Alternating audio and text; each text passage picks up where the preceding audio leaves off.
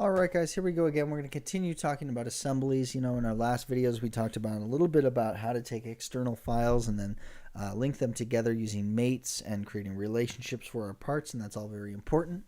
But I just wanted to hammer home a couple more ideas about assemblies and how to understand the difference between internal virtual components inside of an assembly and then also external components that you bring in to bring together. Okay, so I'm just going to go ahead and I'm going to create a new assembly. And here's the front page of my new assembly. Now I have already built out a couple of parts for my USB, right? I've built 2 body files and 2 cap files, okay? So I want to bring all of those in right now. And the way I do that is hold down Shift and just drag and click them all. Okay, there we go. And we'll call that like that. Okay, good. So that drops them all into an assembly. Now, what I'm trying to explain in this video is that these are external components, okay? If I go here to my USB project folder, you can see that I have individual SolidWorks part documents for each one of these different pieces inside of my assembly, okay?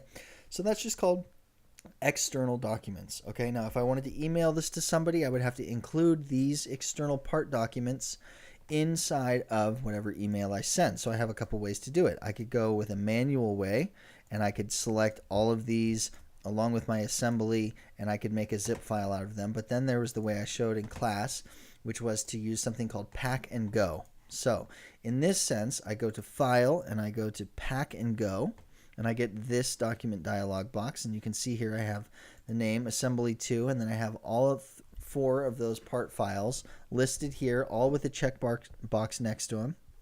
Okay, and I have the option to either save them to a folder or I can save them to a zip file. So in this case, I want to send them to a zip file, and I can browse to define the location where I want that zip file to be created. In this case, I'll just call it desktop, and then I'll go to my USB project folder, and I will create a new folder. This is just how I like to work. It's up to you if you want to do this, but I like to have a specific folder for different file types. So in this case, it's a zip file. I've got to name it, and I'm going to call it USB ASM, ASM R1. Okay, and that is that. All right, so I'll hit save, and then I will hit. Now what I just did there was I just defined the path of where that should go, and then I'll hit save again, and it's going to tell me it's failed to copy something. It's probably failed to copy the assembly 2 because I haven't saved the file yet. I just created this assembly. Let me just hit OK, and let me save this file. Excuse me.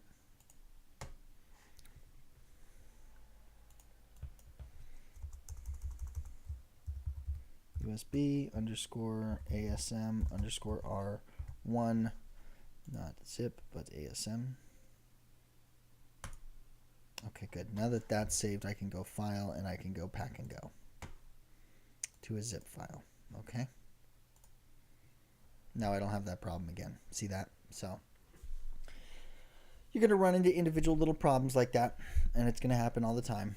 But that is how to pack and go a selection of files. Now, in this case, we have a small amount of parts in this assembly. Okay. In a real life scenario, you could have up to 1,000 parts in an assembly, and in that case, you're not going to want to have to individually go and create an external file or